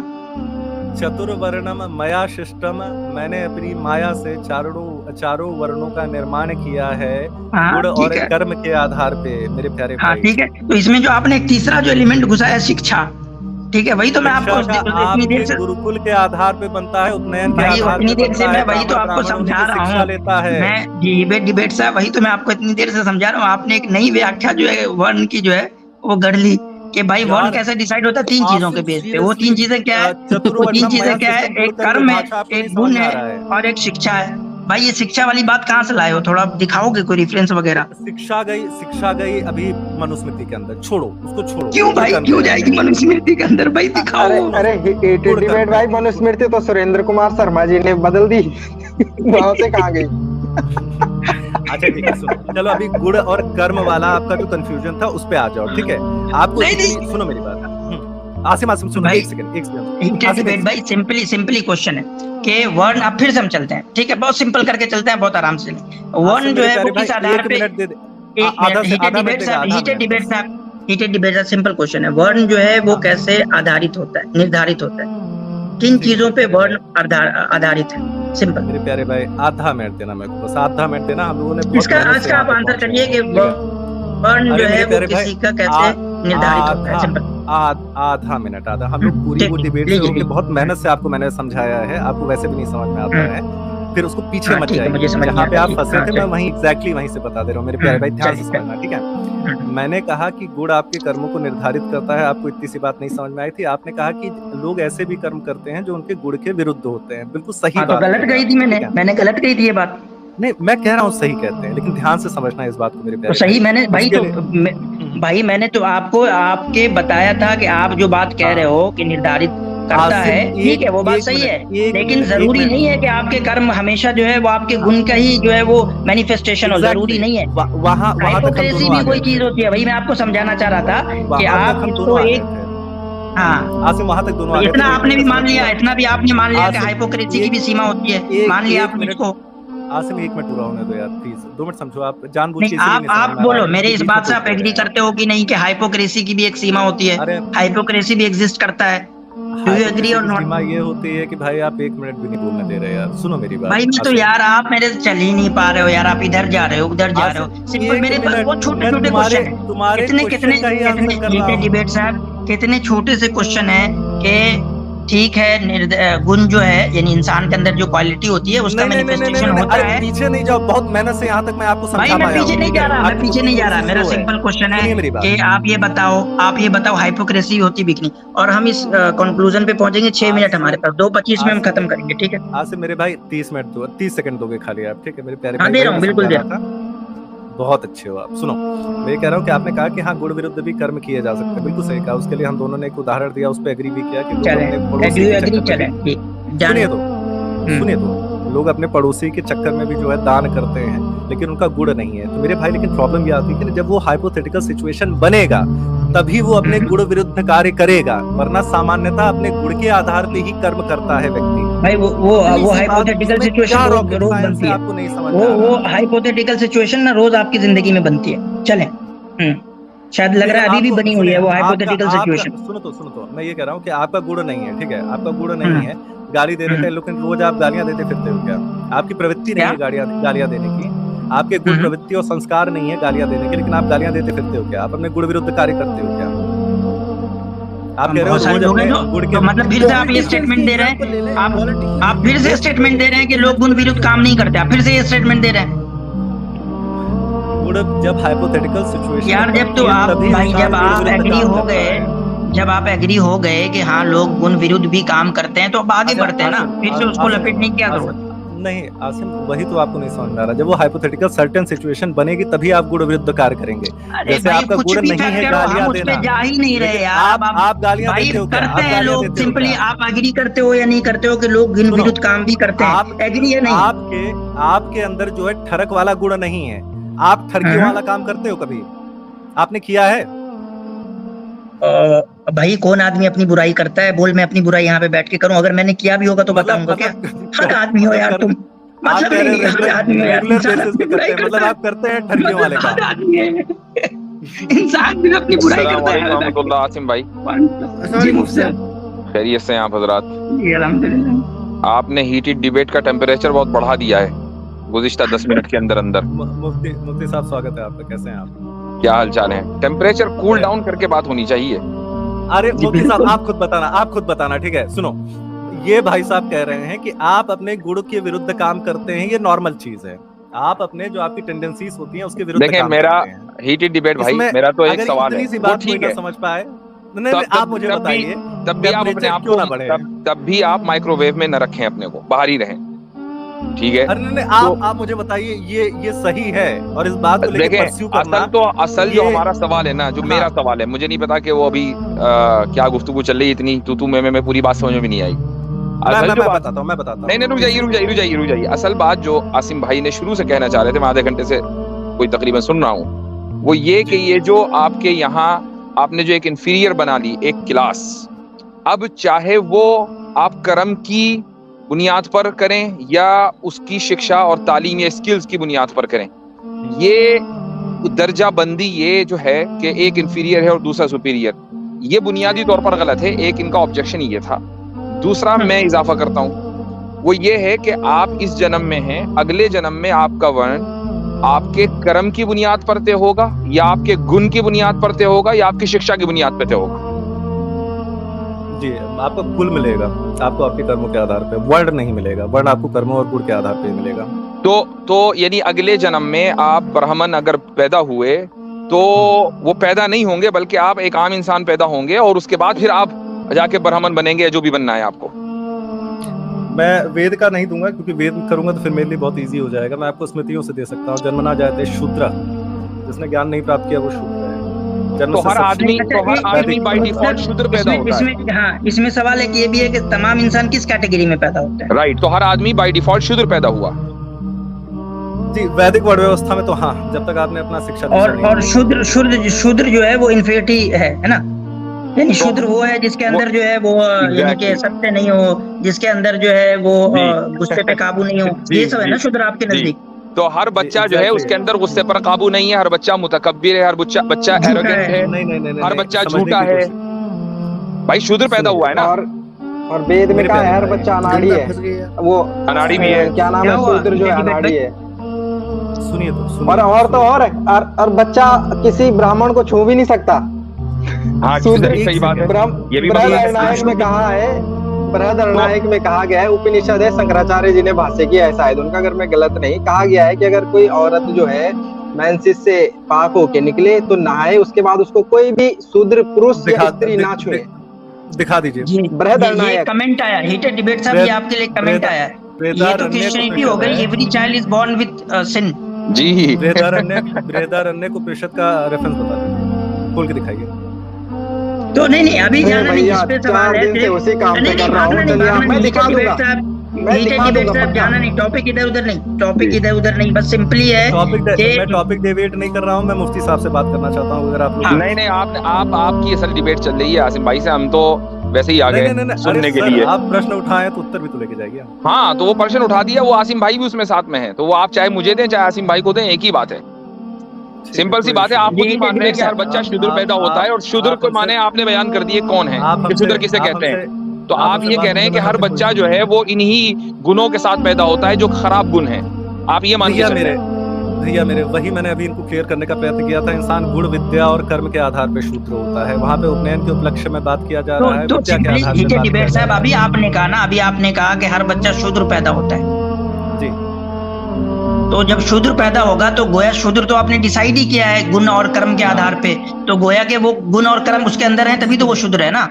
आसिम भाई समझिए, आपको वैसे भी चीजें समझ में नहीं आती हैं और आप बीच नहीं नहीं, ये हाँ पर्सनल बिल्कुल भाई, अटैक है, मुझे तो समझ ये नहीं पर्सनल आती ना। अटैक है। आप तो नहीं नहीं नहीं, एक आप मिनट, एक तो मिनट, एक ईरान मिनट, तुरान में बात करते हो, हमें आसिम समझ ही नहीं आती। आसिम भाई जी। एक मिनट, ये पर्सनल अटैक है, अरे ये वो अब ये उस सेंस में पर्सनल, नहीं यही यही नहीं फैलेसी नहीं, करेंगे सेंस में मुफ्ती नहीं साहब, कह आप रहा ये मैं, ये straw man personal fallacy attack, करेंगे और कुछ नहीं करेंगे। ये अरे पर्सनल उस सेंस में अटैक नहीं कह हीटेड रहा। विवेक साहब उसी वक्त होता है जब आदमी हर तरफ से घिर जाता है। अरे मेरी तो गलती हो आप सकती है, मैं हमें सही से नहीं आप समझा हमें पा रहा ये हूँ। एहसास न मैं दिलाएं कि पर्सनल हीटेड अटैक नहीं डिबेट कर जो है, रहा, ये दिस इज पर्सनल अटैक। आप बार बार कह रहे नहीं हैं कि है, आसिफ भाई हो सकता आपको है मैं समझ नहीं में, समझा पा रहा, आपको समझ में नहीं आता, एक है कि आपको हो समझ में नहीं आ रहा है, और एक है कि नहीं हो आसिम भाई सकता को समझ में नहीं आता, इसका मतलब आप आसिम भाई को बेवकूफ कह रहे हैं, ये पर्सनल अटैक है। हो सकता है मैं नहीं समझा पा रहा, मैं नहीं समझा पाता सही से, इसलिए नहीं समझ में आता। तो आप अपने को कहिए ना, दूसरे को क्यों कह रहे हैं कि तुम्हें समझ में नहीं हो आता? सकता है टॉपिक ऐसा है जिसकी वजह से नहीं समझ में आता, हो सकता है कोई नहीं, इस्लामिक आप चीजें तो बहुत समझाएं, अच्छी समझ में आ आप जाती इसको हों। समझाएं, आप इसको समझाएं कि हर हाँ, बच्चा जो है वो तो क्या पैदा होता है। एग्जैक्टली मेरे प्यारे भाई, तो मुझे समझाने का शूद्र। थोड़ा सा समय दीजिएगा, ठीक है। मैं ये कह रहा हूँ कि ये उपनयन के उपलक्ष्य में जन्मना जाते शूद्रा का श्लोक आता है, ये शिक्षा के मामले में आता है कि जब तक आपका उपनयन नहीं हुआ है आप शूद्र ही हैं। ये विद्या के उपलक्ष्य में कहा गया है, यहाँ पे गुण के उपलक्ष्य में बताया जा रहा है। समझ रहे हैं मेरी बात? मैं पूछ रहा हूँ जो बच्चे के बच्चा पास पैदा हुआ वो किस कैटेगरी में पैदा हुआ? विद्या के अनुसार जो है वो शूद्र है, उसके पास कोई ज्ञान नहीं है। जैसे क्षत्रिय के पास जो होता है युद्ध कला होती है, वैश्य के पास वाणिज्य कला होती है, ब्राह्मण के पास वेद होता है, उनके पास कोई ज्ञान नहीं होता शूद्र के पास। ये शूद्र के पास कोई ज्ञान नहीं होता, उसके पास जो है वो इसका ज्ञान नहीं होता कि रोड पे झाड़ू कैसे लगाते हैं। बच्चे के पास कोई ज्ञान नहीं होता है। नहीं शूद्र, आपने कहा ना कि शूद्र के पास कोई ज्ञान नहीं होता, शूद्र के पास इसका ज्ञान नहीं होता कि झाड़ू कैसे लगाया जाता है। बच्चे के पास ज्ञान ना होने के कारण उसको शूद्र कहा जाता है। मेरे प्यारे भाई, मैं कुछ अलग भाषा भाई आप भाई वो बच्चा बड़ा हो गया, जैसे ही वो 5 साल का, उसने झाड़ू लगानी शुरू कर दी, तो झाड़ू लगाने का ज्ञान तो हो गया ना। जैसे ही उसने अपना उपनयन कराया वो नहीं रहा शूद्र, ये ज्ञान के आधार पर शूद्र कहा जाता है बच्चे को। तो अगर उसको झाड़ू लगाने का ज्ञान है तो अब क्या वो शूद्र है? स्पेशलाइजेशन नहीं है, झाड़ू लगाने में स्पेशलाइजेशन होती है क्या? बिल्कुल, बहुत से लोग अच्छी लगाते हैं, बहुत से लोग खराब लगाते हैं। इसमें क्या बात है? 4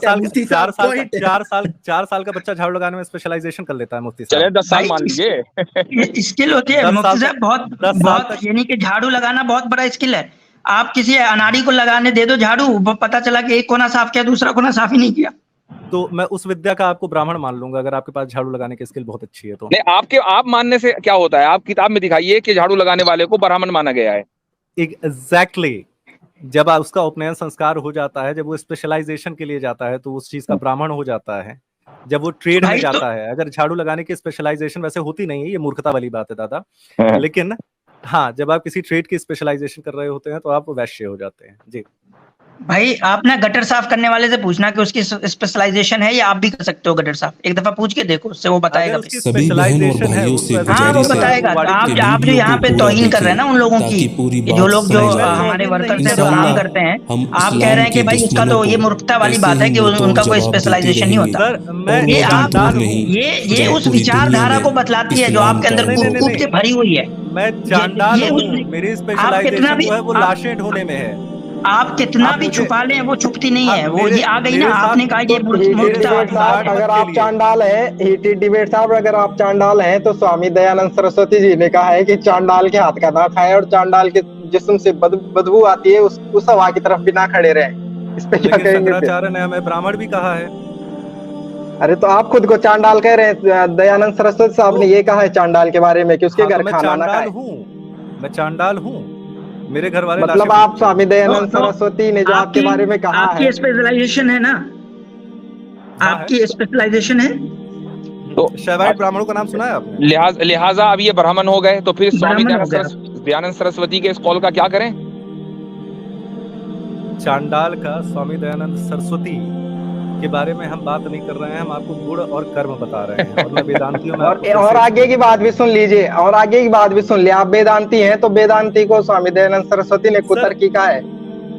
अगर उन्होंने कहा है तो कह सकते हैं, वरना मैं आपको फिर शिया रेफरेंसेस लाके पूछूं कि अंतिम संस्कार आप लोगों का किस प्रकार किया जाता है, आप अग्री कर पाएंगे? रेफरेंस दिखाएंगे आपको, बिल्कुल रेफरेंस दिखाएंगे। अगर आप रेफरेंस पे तुले हुए हैं, बृहद अरणायक का भी दिखाएंगे, इसका भी दिखाएंगे, चांडाल का भी दिखाएंगे, सब दिखाएंगे। अगर मैं आर्य समाज से आप नहीं, फिलहाल आसिम भाई से बात मैं करें। वही हाँ, प्रश्न, नहीं, आपने जब प्रश्न पूछ लिया, मैं आपको शिया रेफरेंसेस अगर दिखाता हूँ कि किस तरीके से अंतिम संस्कार किया जाता है, हमने तो आप उसके साथ अच्छा, agree इधर करेंगे? उधर नहीं, टॉपिक इधर उधर नहीं, टॉपिक इधर हमने तो उधर एक नहीं, बात रखी सिंपली आपके हीटेड सामने। डिबेट साहब आपको टॉपिक पे पता है रहेंगे। मैं रेफरेंसेस, और आपको पता है मैं रेफरेंसेस रख टाइम सकता ज्यादा हूँ। हो रहा है, हीटेड डिबेट साहब टाइम ज्यादा हो रहा है, बहुत लंबी गुफ्तगू हो गई।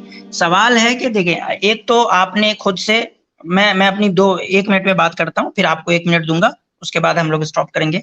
एक तो ये है कि वर्ण की जो है 2 व्याख्या है जो आमतौर पे, एक तो वो है जैसे जो अम्बेडकर ने की है या पेरियार ने की है, कि वो उसको जाति बेस्ड बता के उसको जो है वो कंडेम करते हैं। और उन्होंने जो सही हमारी, बोला है, पेरियार ने एक नहीं, मिनट लेकिन भाई बाबा सुन साहब ने लेना, सही बोला है, उस समय अरे वही सुन बोला। लेना, जी। अरे सुन लेना पूरी बात। तो जैसे इन लोगों ने इसको जाति बेस्ड बना के कंडेम किया है, और इसके यानी उनके सपोर्ट के लिए हमारे पास बहुत सारा लिटरेचर है, जो लिटरेचर लिखा गया है, जो वो लोगों ने लिखा है जो अपने आप को वैदिक परंपरा से एसोसिएट करते हैं, उनके लिटरेचर जो है उनके प्रमाण्य है। तो वो तो बहुत सारा है। एक दूसरा ये है जो अभी पैदा हुआ है, मतलब मान लें इसको आपके विवेकानंद या गांधी जी वगैरह ने जो इसको थोड़ा सा एक मॉडिफिकेशन करने की कोशिश की। उन्होंने कास्ट को तो यानी कि जो हायरार्की है उसको सपोर्ट किया, लेकिन उन्होंने एक नया ये लेकर आया कि ये जो है ना वो जन्म सिद्ध नहीं है, बल्कि वो काम के बेस पे आधारित है। ठीक है, जो कर्म है उसके बेस पे आधारित है। लेकिन आप जो आज लेकर आए हो ना, एक मिनट, आप जो आप लेकर आए हो ना, तीसरा कैटेगरी लेकर आ गए आप ना इस पे। ऑडियंस कह रही है कि अगर जरूरत नहीं है स्क्रीन की तो फुल कर दें, उनको पूरा नहीं दिख रहा, वो ये कह रहे हैं नीचे लोग, इसलिए मैंने कहा आपको। हाँ ठीक है। तो आपने जो है एक तीसरा जो है आज आपने एक व्याख्या दी है वर्ण की, कि वो 3 चीजों पे आधारित होता है, कर्म, गुण और शिक्षा। ठीक है, तो चले, मुबारक हो, आपने कुछ तो कंट्रीब्यूट किया है इस सारे जो हिंदुओं का जो कास्ट सिस्टम को डिफेंड करने का जो सारा काम चल रहा है, उसमें कुछ तो आपने कंट्रीब्यूट किया है। इसके लिए आप अपने सर्कल में जरूर जो है वो मुबारकबाद कबूल करिएगा, और लोगों को कहिएगा ये मेरा कंट्रीब्यूशन है आपके लिए, और इस पे आप काम करिएगा। अच्छा, ठीक ये है? जो अभी इन्होंने एक बात कही है, मैं उसका जवाब जरूर देना चाहूंगा।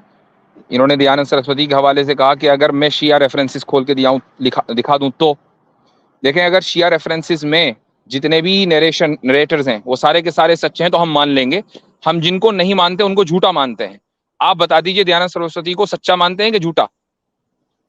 सर मैं वही बताना चाहता हूँ कि अगर कोई सेक्ट किसी अन्य प्रकार से लिख रहा नहीं तो आप कह दी, आप कहिए ना झूठा है, तो ठीक है, हम आप उसका हवाला नहीं देंगे आपके सामने। प्रकार से थोपने की आवश्यकता नहीं है ना, मैं उसके बारे में बात भी नहीं कर रहा। कोई अभी आपने बात की ना, आपने शियो का हवाला दिया, आप कहिए दयानंद सरस्वती झूठा है, हम नहीं देंगे उसका हवाला, और सच्चा मानते हैं तो फिर हवाला कबूल कीजिए। जो लोग भी जिन लोगों ने भी, चलिए छोड़िए, रहने दीजिए, उस डायरेक्शन में नहीं ले जाते हैं, रहने दीजिए।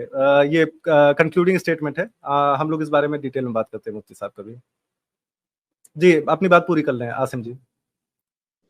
जी, तो मैं यही कह रहा था कि आप अपने सर्कल में जाएं थोड़ा और देखें कि आप कहें कि मेरा एक कंट्रीब्यूशन है। आज मैंने जो एक नई व्याख्या लेकर आई है वर्ण सिस्टम के लिए, कि उसमें 3 एलिमेंट्स के बेस पे डिसाइड होता है, कि जिसमें शिक्षा, गुण और कर्म जो है वो है।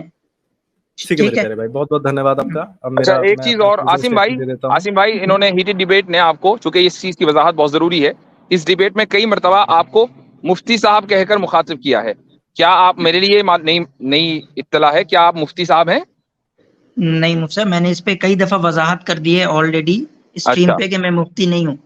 मैंने कई दफा की है इसकी वजाहत। चूंकि अब जब ये अपने यहाँ, मैंने इसलिए क्लेरिफिकेशन कर दी है, चूंकि जब ये अपने चैनल पर, अगर इनकी शायद हिम्मत हुई आज की डिबेट चलाने की, तो कहीं उसमें ये आपको थंबनेल में या कहीं मुफ्ती साहब कहकर मुखातब ना करें, ये मैंने पहले ही बता जी। अच्छा ठीक है, सो सॉरी, मतलब अभी मैं क्लोजिंग रिमार्क देता हूँ। बहुत बहुत धन्यवाद। एक्चुअली मुझे क्लोजिंग रिमार्क्स तो आपने दे दिए मेरे भाई, आपने दे दिए। मैंने नहीं दिया थे सर, इन्होंने भी कहा था 1 मिनट का समय। चले कोई नहीं, 30 सेकंड में बोल लें आप। 1 मिनट का दे दीजिए पूरा। सर देखिए, जो बाबा साहब ने लिखा है वो कहीं भी गलत नहीं लिखा है, कि एक समय था वाकई में जिस समय जो है एक लोग, क्योंकि उस घर में पैदा हो रहे हैं, उनकी जो दशा है वो निंदनीय कर दी गई थी, और उस चीज की हम भत्सना करते हैं और आजीवन उसके खिलाफ लड़ते रहेंगे। लेकिन जो हमारा वैदिक परंपरा है और जो सारी बातें मैंने कही हैं वो मैंने गीता से कही हैं, महाभारत से कही हैं, वेदों से कही हैं, वज्र सूचिका उपनिषद से कही हैं, सारी की सारी बातें वो हमारे वैदिक ग्रंथ हैं। आप अगर हिस्ट्री के बारे में थोड़ा भी जानते हैं तो कोई भी, आप अंग्रेज हिस्टोरियन हो जो तुले रहते हैं कास्ट सिस्टम दिखाने में, उनका भी यही कहना होता है कि वैदिक टाइम में वर्ण व्यवस्था जो है वो रिजिड नहीं हुआ करती थी, और हम वैदिक व्यवस्था अपने धर्म को वेदों के आधार पर ही मानते हैं मेरे प्यारे भाई। दूसरी चीज ये है कि अगर अगली बार मैं आऊंगा और अगर अभी आप अवसर दें तो अब मैं कि ये जो लोगों के बीच में फर्क किया जाता है वो मेरे ख्याल से आपका क्लोजिंग रिमार्क हो गया ना, अब क्लोजिंग स्टेटमेंट हो गया है, अब आप नहीं बात 30 सेकंड हो गया, ठीक है, चले बहुत आपका अगर आपको नहीं बात करनी है तो इस पर हो जाए कि स्वामी दयानंद सरस्वती सच्चा था कि झूठा, इस पर बात कर ले सर। ऐसे शब्दों को ठीक है, हीटेड डिबेट सर, आप आए और आपने जो अपना एक कंक्लूजिंग रिमार्क्स दिया है कि ये सारी चीजें हुई है, वही मैं आपको समझा रहा था कि ये 2000 साल में हुई है। बड़ी अच्छी लगी, खुशी हुई कि आपने जो है कम से कम 2000 साल मैंने नहीं कहा है, आप मेरी बात को स्ट्रॉमैन कर रहे हैं सर। भीमराव अंबेडकर साहब ने जो कुछ लिखा आपने उसको इंडोर्स किया, और जाके देख रहे हैं उन्होंने कितने हजार साल की बात की है। तो भीमराव अंबेडकर साहब की जो इस जद्दोजहद है, जो कि हालांकि सोशल है, मेटाफिजिकल, उनको थोड़ा काम करना चाहिए था इस पे, ये उनकी कमी रह गई कि उन्होंने इसको स्पिरिचुअलिटी के बेस पे काम नहीं किया। ठीक है, बहुत स्टेटमेंट दे रहे हैं आप, चलिए बाय बाय कहते हैं एक दूसरे को। ठीक है, बाय बाय, चले, ठीक है, बहुत शुक्रिया। नमस्ते सर, वैसे आप क्या हैं? अच्छा अतर भाई, आप देखें जरा उधर स्ट्रीम में चल रही है, धुनाई दिखाई जा रही है। चल रही थी, अभी तक चल रही थी। ये मुफ्ती साहब, ये लोग क्या कर रहे हैं कि इनके पास कंटेंट नहीं है। आसिम भाई, हाँ, ब्रह्म रक्षक को उन्होंने ब्रह्मास्त्र बना के भेजा। ब्रह्मास्त्र बना के भेजा। किधर चल रही थी स्ट्रीम, नहीं ब्रह्म राक्षस को। ये समीर अचारी के पास मुफ्ती साहब।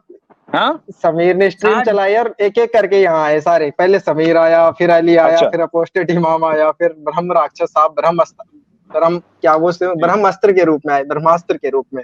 अच्छा। आज जो इन लोगों ने सोचा कि आसिम जो है वो बहुत सॉफ्ट स्पोकन है, चलो इसको टारगेट करते हैं, सब लोग आ गए यहाँ। आज मेरे ख्याल से आपने दिखा दिया कि कौन सॉफ्ट स्पोकन भी बाज़ मर्तबा बड़ा खतरनाक होता है। नहीं मुफ्ती साहब, आप यकीन नहीं करेंगे कि जो इनके पहले तो समीर आया, वो तो कुछ चंद मिनट तक रहा, जब उसका वो सारा बांडा फूट गया, वो निकल गया। लेकिन जब यहाँ पे दूसरा आया ना, वो अली शाह, आप यकीन नहीं करेंगे कि वो आया कैसे, उसने बदतमीजी की थी स्टार्टिंग से, जैसे हमने उसके घर से कुछ उठा के ले लिया हो, ऐसे वो चिल्ला रहा था जैसे उसके पीछे कोई कुत्ता भाग रहा है। जैसे हजरत हमने उनकी सुपर चैट छीन ली हो। हाँ, नहीं, मेरा एतराज इस पर यह है कि आपने समीर को लिया क्यों? मैं इस पे कंफर्म कर रहा था बहुत सारे लोगों से कि उसने जो ब्लास्फेमी की, तो इतना कंफर्म हुआ कि उसने ब्लास्फेमी की। मैंने उसको ऊपर लेके बोला कि भाई बात नहीं होगी, ब्लास्फेमी को पहले तुम इंडोर्स कर रहे हो, तो वो इंडोर्स करने लगा, फिर भगा दिया हमने उनको। उससे बात नहीं हुई फिर आगे, क्योंकि उसने जो है वो अपने ब्लास्फेमी वाले इसको क्लियर ही नहीं। हमारी पॉलिसी तो ये है कि हम ऐसे लोगों को कभी नहीं ले सकते, और उसने न सिर्फ ये कि खुदा की जात और आप सल्लल्लाहु अलैहि वसल्लम की शान में, बल्कि आज ही अभी किसी ने वीडियो फॉरवर्ड की तो उसने तो फिलॉसफी की भी ब्लास्फेमी कर रखी है।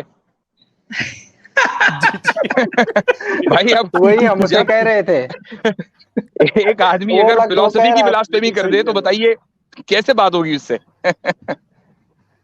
वो कह रहा था मैं माइक सेट कर लूं, हमने कहा ऐसा मत कह कि माइक सेट कर ले, बल्कि ऐसा कहे कि मैं अपने ईश्वर को सेट कर लूं, क्योंकि माइक भी डिवाइस और जिस पे सेट कर रहा है वो भी डिवाइस। तो ये लोग क्या कर रहे हैं कि हमारी पूरी स्ट्रीम को लाइव चला रहे हैं, वहाँ उनके पास अपना कोई कंटेंट नहीं है, तो हमारी लाइव स्ट्रीम को लाइव चला रहे हैं। हालांकि मैंने मना किया कि मुफ्ती भाई मेरी रीच ज्यादा नहीं है। मैं तो कहता हूँ अच्छा है। मैंने उनको मना किया कि भाई तुम लोग चला के जो है वो अपना नुकसान कर रहे हो। देखो मेरे जो ऑडियंस है वो कम है, मैं बहुत सिलेक्टिव ऑडियंस के लिए काम करता हूँ और मेरी रीच भी ज्यादा नहीं है। तुम लोग अगर खामखा अपने चैनल पे मेरी वीडियो चलाओगे तो मैं भी जो है फेमस हो जाऊंगा, तो नुकसान तुम्हारा। ऊपर से अपने ही ऑडियंस को ये बतलाना कि देखें हमारी धुलाई इस तरह होती है। आसिम भाई स्क्रीन शेयर कर दें ताकि ऑडियंस देख सके ये लोग क्या कर रहे हैं लाइव। स्क्रीन शेयर कर दें। कौन सी? अभी तक तो थे। अच्छा ये देख रहे हैं आप यहाँ पे? ये देख ये समीर के चैनल पे चल रहा है। हाँ, ये एक समीर के करके चैनल आएगा। पे दिखाता हूँ, समीर के चैनल पे ही चल रहा है। ये क्या कह रहा था कि ये क्या कह रहा था कि खुदा ऑल पावरफुल नहीं है लेकिन वो पावर ऑफ एवरीथिंग है, कुछ इस तरह की बात हुई थी ना।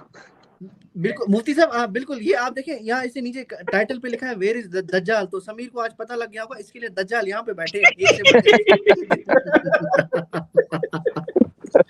और यहीं पे बैठे हैं। मजे की बात यह है कि ये हीटेड डिबेट को भेजते हैं और सारे एक्स मुस्लिम हिंदू का दिफा करने में लगे हुए हैं।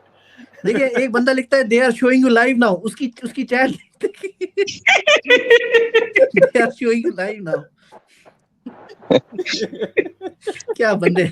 असल में बकौल समीर के ये टुच्चे से पुरानी है तो ये जो टुच्चा लफ्ज इस्तेमाल किया था उसने बड़ा महसूस हुआ था मैं उससे।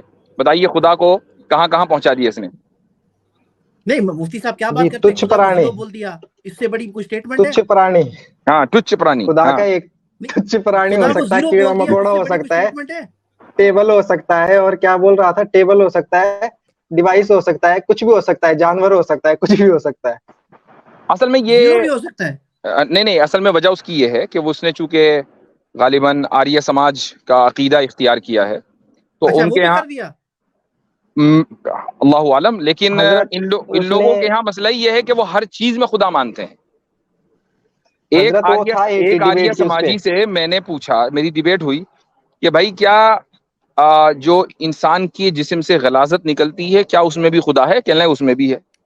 इन्ना लिल्लाहि व इन्ना इलैहि। ये तो ब्लास्फेमी है मुफ्ती साहब, ये तो खुल्लम खुल्ला ब्लास्फेमी है जी।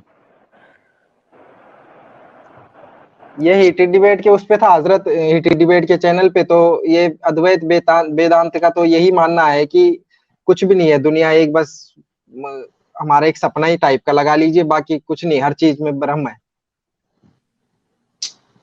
तो मतलब देखें कि ये लोग ब्लास्फेमी को अलाउ किए हुए हैं और उस पर फख्र भी करते हैं। नहीं वही तो मसला है कि हम मुसलमान जो है ना, मसला क्या हुआ, मैंने अभी वो कमेंट में भी किया था कि वर्ल्ड रिनाउंड मतलब फिलोसफी जो आगे भी चली बियॉन्ड बाउंड्री, जहाँ पे वो बनी थी, वो ग्रीक फिलोसफी है, वो वेस्टर्न फिलोसफी है जो रिसेंटली हुई, उसको भी पजीराई मिली, और इस्लामिक थॉट है, इस्लामिक फिलोसफी है जिसको हम इस्लामिक थॉट भी कहते हैं। लेकिन वैदिक फिलोसफी क्यों कंस्ट्रेंट रहेगी इंडियन सबकॉन्टिनेंट में? क्योंकि इसके पास देने के लिए कुछ नहीं है, ये इसीलिए ये महदूद रह गई ना, ये एक्सपोर्ट ही नहीं हो पाई। इसकी वजह यही है कि इनकी फिलॉसफी ही एक तो इरेशनल है, दूसरा ये जो है कंसिस्टेंट नहीं है, तीसरा ऑथेंटिक नहीं है, यही चीजें तो हैं। इसीलिए तो ये बाकी फिलॉसफीज क्यों बाकी अपनी बाउंड्री से बाहर भी इन्फ्लुएंस कर सकी लोगों को, लेकिन वैदिक फिलॉसफी नहीं कर पाई। फिर उसमें बुद्धिज्म आ गया, उसमें जैनिज्म आ गया, उसमें हिंदुइज्म आ गया, शैविज्म आ गया, जितने भी इज्म हैं ये सब ये इसीलिए तो फेल हुए।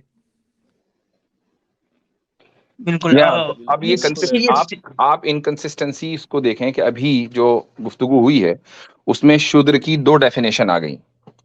एक तो जो शिक्षा है यानी तालीम या स्किल्स के एतबार से है कि जो बच्चा पैदा होता है वो शूद्र इस मानागर है कि उसके पास तालीम नहीं है, और एक डेफिनेशन शूद्र की आ गई जो इंसान का जो अमल है उसके एतबार से और सिफात के एतबार से कि वो अगर काइंड है, जेनरस है, और फिर वो जेनरसिटी करता है, काइंडनेस दिखाता है, तो वो भी शूद्र नहीं है। लेकिन अगर वो एरोगेंट है और वो एरोगेंस दिखाता है तो वो शूद्र है।